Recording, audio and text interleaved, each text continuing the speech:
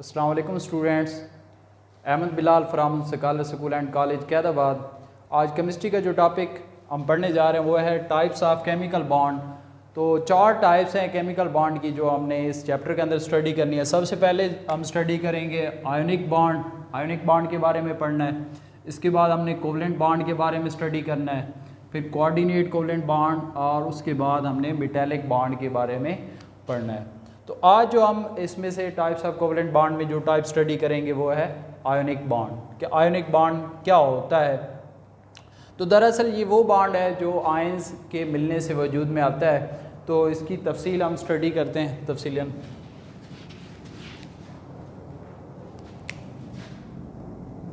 Ionic bond ये chemical bond है जो ट्रांसफ़र ऑफ इलेक्ट्रॉन एक एटम से दूसरे एटम में इलेक्ट्रॉन के ट्रांसफ़र के नतीजे में वजूद में आता है। Chemical bond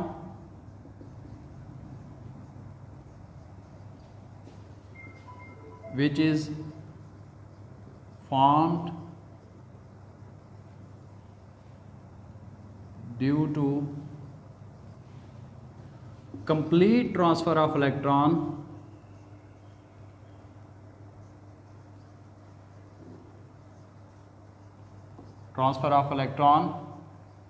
from one atom to another atom। यानी एक एटम से दूसरे एटम में इलेक्ट्रॉन के ट्रांसफ़र के नतीजे में ये बॉन्ड वजूद में आता है।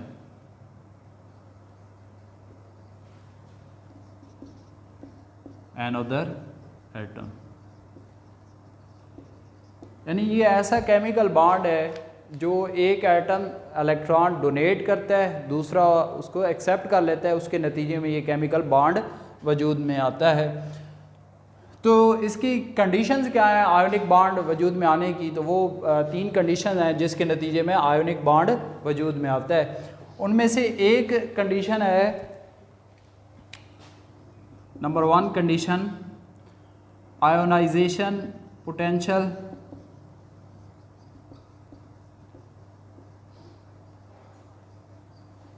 आयोनाइजेशन पोटेंशियल या इसे हम आयोनाइजेशन एनर्जी भी कह सकते हैं। आयोनाइजेशन पोटेंशियल का मतलब है कि किसी भी एटम जो आज़ाद गैसेस स्टेट के अंदर हो और उसमें से इलेक्ट्रॉन को निकालने के लिए जो एनर्जी रिक्वायर्ड होती है, दरकार होती है, उसे आयोनाइजेशन एनर्जी कहते हैं। तो ये वो उन एटम्स के दरमियान बॉन्ड वजूद में आता है जिसके अंदर आयोनाइजेशन पोटेंशियल डिफरेंस बहुत ज़्यादा हो।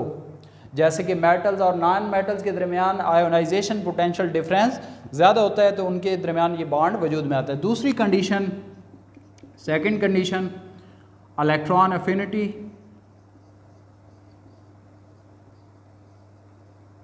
इलेक्ट्रॉन एफिनिटी का डिफरेंस ज़्यादा होना चाहिए। जिन एटम्स के दरमियान आयोनिक बॉन्ड वजूद में आ रहा है उनके दरमियान इलेक्ट्रॉन एफिनिटी का डिफरेंस ज़्यादा होना चाहिए। इलेक्ट्रॉन एफिनिटी क्या होती है? इससे पहले वाले चैप्टर 3rd चैप्टर के अंदर आप पढ़ चुके हैं कि एफिनिटी मीन अट्रैक्शन, इलेक्ट्रॉन को खींचने की सलाहियत। यानी कोई भी अगर एटम वो एनाइन में कन्वर्ट होना चाहता है तो वो इलेक्ट्रॉन को जब अपनी तरफ खींचता है तो उस अट्रैक्शन को एफिनिटी कहते हैं। एक डेफिनेशन ये भी है। दूसरी डेफिनेशन इससे मुतालिक ये भी है कि एक एटम जब इलेक्ट्रॉन को अपनी तरफ खींचता है तो इलेक्ट्रॉन जब ऐड किए जाते हैं एक एटम के अंदर तो उसके नतीजे में उस एटम से जो एनर्जी रिलीज़ होती है उसे इलेक्ट्रॉन एफिनिटी का नाम दिया जाता है। तो 2 एटम जो आपस में केमिकल बॉन्ड बना रहे हैं, अगर उनके दरमियान इलेक्ट्रॉन एफिनिटी का डिफरेंस भी ज़्यादा है तो फिर भी जो बॉन्ड वजूद में आएगा वो आयोनिक बॉन्ड होगा। तीसरी कंडीशन इसके लिए जो है, 3rd condition electronegativity. Electronegativity difference ज़्यादा होना चाहिए।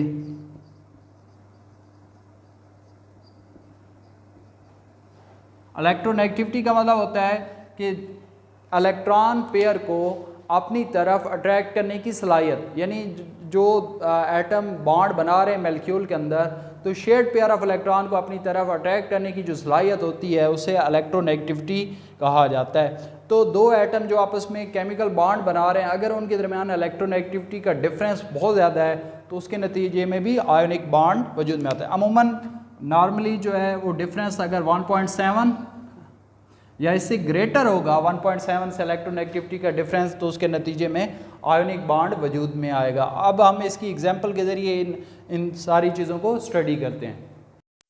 आयोनिक बॉन्ड की हम एग्जांपल के ज़रिए स्टडी करते हैं।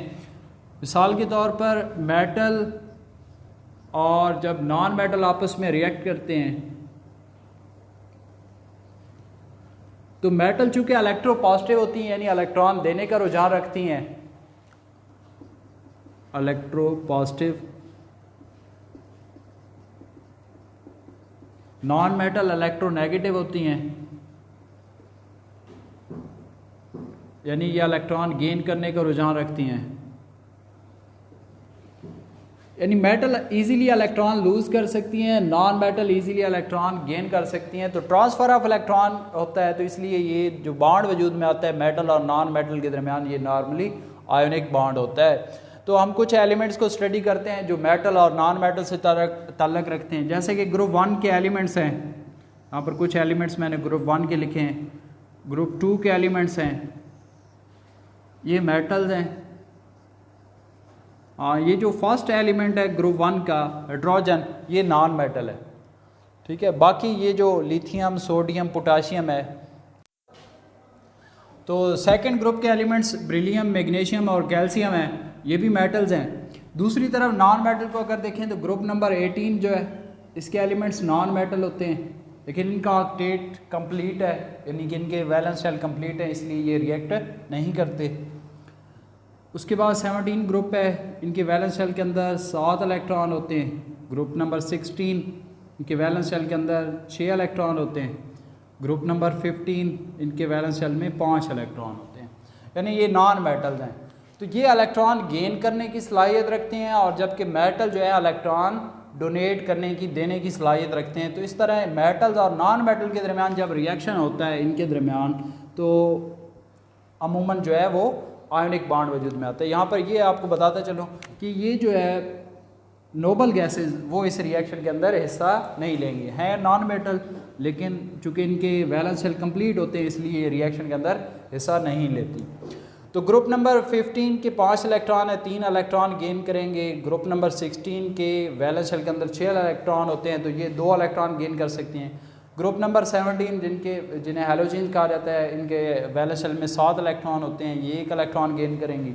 तो इस तरह मेटल और नॉन मेटल के दरमियान आयोनिक बॉन्ड वजूद में आता है। तो अगर हम पीरियड के अंदर ट्रेंड देखें, जो 3 हमने पढ़े थे कि 3 चीज़ों की ज़रूरत होती है आयोनिक बॉन्ड बनाने के लिए, 3 कंडीशंस हैं। तो पीरियड के अंदर उनका अगर हम ट्रेंड देखें, सबसे पहली चीज़ पोटेंशियल या आयोनाइजेशन एनर्जी। तो पीरियड के अंदर जब हम लेफ़्ट टू राइट मूव करते हैं तो आयोनाइजेशन एनर्जी की वैल्यू इंक्रीज़ होती है। आयोनाइजेशन की एनर्जी की वैल्यू, आयोनाइजेशन एनर्जी की मिकदार इंक्रीज़ होती है। इंक्रीज आयोनाइजेशन एनर्जी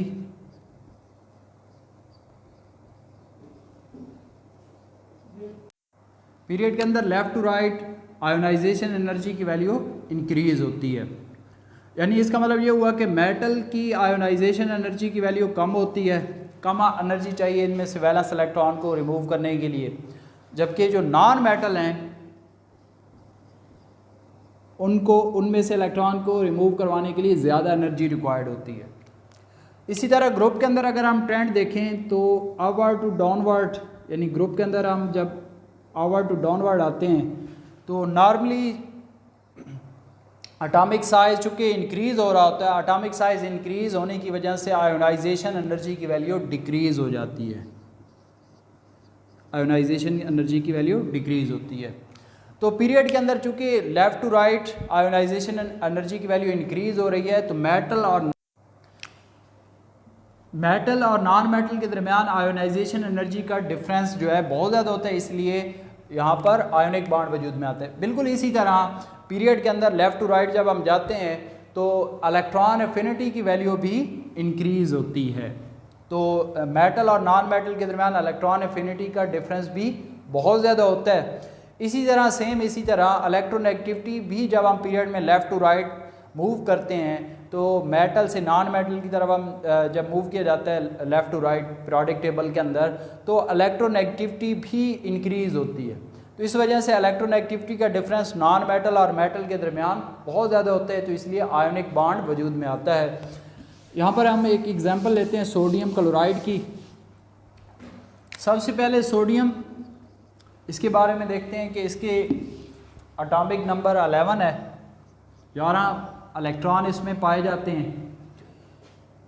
इसकी इलेक्ट्रॉनिक कन्फिग्रेशन हम देखें तो इसके पहले शेल में 2 इलेक्ट्रॉन, दूसरे में 8 और तीसरे शेल जो कि वैलेंस शेल है 1 इलेक्ट्रॉन होता है। और अगर हम इसे वैलेंस इलेक्ट्रॉन को शो करें तो यहाँ पर डॉट लगा देते हैं। ये इसकी नॉर्मल एलिमेंट की इलेक्ट्रॉनिक कन्फिग्रेशन है। इसी तरह अगर हम क्लोरीन को देखें जो कि इलेक्ट्रोनेगेटिव एलिमेंट है, इसका एटॉमिक नंबर 17 है। इसके पहले ऑर्बिट में 2 इलेक्ट्रॉन, दूसरे में 8 और थर्ड ऑर्बिट के अंदर 7 इलेक्ट्रॉन होते हैं। इसका मतलब ये है कि इसे अगर ये इलेक्ट्रॉन गेन करना चाहे तो इसे 7 इलेक्ट्रॉन गेन करने पड़ेंगे अपने वैलेंस शेल को कंप्लीट करने के लिए, जो कि एक मुश्किल काम है। ठीक है, अगर ये इलेक्ट्रॉन अपना लूज़ कर दे, यानी सोडियम अपना इलेक्ट्रॉन लूज़ कर दे, तो सोडियम इलेक्ट्रोपॉजिटिव है, इसके वैलेंस शेल में 1 इलेक्ट्रॉन है, तो ये आसानी से इलेक्ट्रॉन लूज़ कर सकता है। जब ये इलेक्ट्रॉन 1 इलेक्ट्रॉन लूज़ करता है तो इसकी इलेक्ट्रॉनिक कन्फिग्रेशन कुछ यूँ हो जाएगी सोडियम आयन की, इसके 2 और 8, मतलब आखिरी शेल के अंदर 8 इलेक्ट्रॉन हो जाएंगे सेकंड शेल के अंदर। अब ये वैलेंस शेल होगा। इसी तरह क्लोरीन जो है वो आसानी से इलेक्ट्रॉन गेन कर सकती है, चूँकि उसके आखिरी मदार में 7 इलेक्ट्रॉन है, तो 1 इलेक्ट्रॉन की उसे ज़रूरत है, तो वो आसानी से इलेक्ट्रॉन गेन कर सकती है और अपने ऑक्टेट यानी अपने आखिरी वैलेंस शेल को कंप्लीट कर सकती है। तो इलेक्ट्रॉन, ये क्लोरीन 1 इलेक्ट्रॉन गेन करती है, जिसकी वजह से इस पर नेगेटिव चार्ज आ जाता है, क्लोराइड आयन बन जाती है। तो क्लोराइड आयन की इलेक्ट्रॉनिक कन्फिग्रेशन कुछ यूँ होगी 2, 8 और 8 इलेक्ट्रॉन, यानी इसके फर्स्ट शेल में 2 इलेक्ट्रॉन, सेकंड में 8 और थर्ड शेल के अंदर 8 इलेक्ट्रॉन, और ये इसका वैलेंस शेल है। तो दोनों के वैलेंस शेल कंप्लीट हो चुके हैं, लेकिन दोनों पर क्या है, अपोजिट चार्ज है, मुखालिफ चार्ज है। तो जिस तरह मैग्नेट होता है उसके अपोजिट पोल एक दूसरे के सामने किए जाए मैग्नेट के, तो वो एक दूसरे को अट्रैक्ट करते हैं। तो बिल्कुल उसी तरह सोडियम आयन और क्लोराइड आयन के दरमियान अट्रैक्शन पैदा हो जाती है, कशिश की फ़ोर्स पैदा हो जाती है। ये जो कशिश की फ़ोर्स है ये इनको एक दूसरे के करीब लाती है, जिसकी वजह से सोडियम आयन और क्लोराइड आयन मिलकर सोडियम क्लोराइड बना देते हैं, और इस तरह ये एक आयनिक कंपाउंड वजूद में आता है। और ये जो इनके दरमियान बॉन्ड पाया जाता है ट्रांसफ़र ऑफ इलेक्ट्रॉन के नतीजे में, इसे हम आयनिक बॉन्ड कहते हैं। और आयनिक बॉन्ड जिस कंपाउंड में पाया जाए उस कंपाउंड को आयनिक कंपाउंड कहा जाता है। तो यहाँ पर हमने आज टॉपिक में जो चीज़ स्टडी की कि मेटल और नॉन मेटल नॉर्मली जब आपस में मिलती हैं तो इनके दरमियान आयनिक बॉन्ड वजूद में आता है। चूँकि एक एटम जो है वो इलेक्ट्रॉन लूज़ करता है, दूसरा एटम इलेक्ट्रॉन गेन कर लेता है, तो ट्रांसफ़र ऑफ इलेक्ट्रॉन के नतीजे में आयनिक बॉन्ड वजूद में आता है। और जिस कंपाउंड के अंदर आयनिक बॉन्ड पाया जाए उसे हम आयनिक कंपाउंड कहते हैं। और जब एक और चीज़ मैं आपको बता दूं कि यहाँ पर जब सोडियम इलेक्ट्रॉन लूज़ करवाया जाता है, इलेक्ट्रॉन लूज़ होता है, तो उस दौरान इसको जो एनर्जी चाहिए इसमें से इलेक्ट्रॉन को निकालने के लिए, जिसे हम आयोनाइजेशन एनर्जी का नाम देते हैं, डेल्टा इसे रिप्रेजेंट करते हैं, यूनिट किलो जूल पर मोल होता है, वो इसकी 496 किलो जूल पर मोल है। क्लोरीन जिसके अंदर इलेक्ट्रॉन ऐड हुआ है और उसके नतीजे में वो क्लोराइड आयन के अंदर कन्वर्ट हुई है, तो उसकी इलेक्ट्रॉन एफिनिटी अगर हम देखें 349 किलो जूल पर मोल होती है। और यहाँ पर हम नेगेटिव साइन यूज़ करते हैं जो ये ज़ाहिर करता है कि ये एनर्जी रिलीज़ हुई है, यानी यहाँ पर पॉजिटिव साइन यूज़ होगा, ये एनर्जी रिक्वायर्ड थी सोडियम में से इलेक्ट्रॉन को निकालने के लिए। अगर एक इलेक्ट्रॉन वैलेंस शेल में तो उसे जो एनर्जी चाहिए उसे फर्स्ट आयोनाइजेशन एनर्जी कहते हैं। तो सोडियम की first ionization energy 496 kilo joule पर मोल है। और इलेक्ट्रॉन एफिनिटी जो क्लोरीन की है, जब क्लोरीन में इलेक्ट्रॉन ऐड किए जाते हैं तो उसके नतीजे में जो उसमें से एनर्जी रिलीज़ होती है वो 349 किलो जूल पर मोल होती है। तो नॉर्मली जब आयोनिक बॉन्ड वजूद में आता है, आयोनिक कंपाउंड बनता है, तो उस दौरान एनर्जी रिलीज़ होती है, यानी ये एक एक्सोथर्मिक रिएक्शन होता है कि इस दौरान एनर्जी रिलीज़ होती है। और ये ट्रांसफ़र ऑफ इलेक्ट्रॉन के नतीजे में ये बॉन्ड वजूद में आता है। एग्जाम्पल स्टडी करते हैं। जैसे कि हमारे पास कैल्शियम है, ग्रुप नंबर 2 से ताल्लुक़ रखता है, यानी इसके वैलेंस शेल के अंदर 2 इलेक्ट्रॉन पाए जाते हैं। तो जब ये अपने वैलेंस इलेक्ट्रॉन को लूज़ करता है, उस पर 2 पॉजिटिव चार्ज आ जाता है, पॉजिटिव 2 चार्ज आ जाता है। इसी तरह ऑक्सीजन जो कि ग्रुप नंबर 16 से ताल्लुक़ रखती है, इसके वैलेंस शेल के अंदर 6 इलेक्ट्रॉन होते हैं। इसका मतलब ये हुआ कि ये 2 इलेक्ट्रॉन गेन कर सकती है। इसका एटॉमिक नंबर 8 है, यानी इसके पहले शेल में 2 इलेक्ट्रॉन, दूसरे में 6, तो इसके अंदर 2 इलेक्ट्रॉन आ सकते हैं, 8 इलेक्ट्रॉन पूरे कर सकता है। तो इस तरह जब ऑक्सीजन इलेक्ट्रॉन गेन करती है तो उसके नतीजे में इस पर 2 नेगेटिव चार्ज आ जाता है। तो इस तरह ये पॉजिटिव आयन और ये दो नेगेटिव आयन एक दूसरे को अटैक करते हैं और इसके नतीजे में कैल्शियम ऑक्साइड वजूद में आता है। कैल्शियम प्लस ऑक्सीजन जब रिएक्ट करेंगे तो कैल्शियम इलेक्ट्रॉन डोनेट करेगा ऑक्सीजन को, ऑक्सीजन इलेक्ट्रॉन गेन करेगी, इसके नतीजे में कैल्शियम ऑक्साइड वजूद में आता है। एक और अगर हम देखें एग्जांपल, जैसे कि मैग्नीशियम है, इसके भी वैलेंस शेल के अंदर 2 इलेक्ट्रॉन होते हैं, चूँकि ये भी ग्रुप नंबर 2 से ताल्लुक़ रखती है, मेटल है, तो ये भी इलेक्ट्रॉन लूज़ कर सकती है। तो जब ये क्लोरीन के साथ रिएक्ट करती है तो याद रखें कि क्लोरीन के वैलेंस शेल में 7 इलेक्ट्रॉन होते हैं, एक क्लोरीन एटम 1 इलेक्ट्रॉन गेन कर सकता है। तो मैग्नीशियम 2 इलेक्ट्रॉन लूज़ कर सकता है, चूँकि इसके वैलेंस शेल में 2 इलेक्ट्रॉन हैं। तो एक मैग्नीशियम, ये फॉर एग्जांपल इसके वैलेंस शेल में 1 इलेक्ट्रॉन मौजूद है, यहाँ पर शो कर देते हैं, और इस क्लोरीन के वैलेंस शेल के अंदर 7 इलेक्ट्रॉन मौजूद हैं आखिरी शेल के अंदर। तो ये 1 इलेक्ट्रॉन लूज़ करके अपने आप को स्टेबल कर लेगी क्लोरीन, लेकिन मैग्नीशियम का अभी भी 1 इलेक्ट्रॉन वैलेंस इलेक्ट्रॉन मौजूद है। जब ये लूज़ करेगी तो उससे पहले वाला शेल तब जो है कंप्लीट होगा, यानी वो वैलेंस शेल में कन्वर्ट हो जाएगा। तो ये क्लोरीन, एक और क्लोरीन एटम इस इलेक्ट्रॉन को गेन करेगा जिसके आखिरी शेल में 7 इलेक्ट्रॉन है, इस तरह उसके वैलेंस शेल भी कंप्लीट हो जाएगा। तो यहाँ पर मैग्नीशियम के साथ 2 क्लोरीन एटम आपस में रिएक्ट करते हैं, तब जाकर मैग्नीशियम अपने 2 इलेक्ट्रॉन 2 क्लोरीन एटम को डोनेट करके मैग्नीशियम क्लोराइड बनाता है, MgCl2।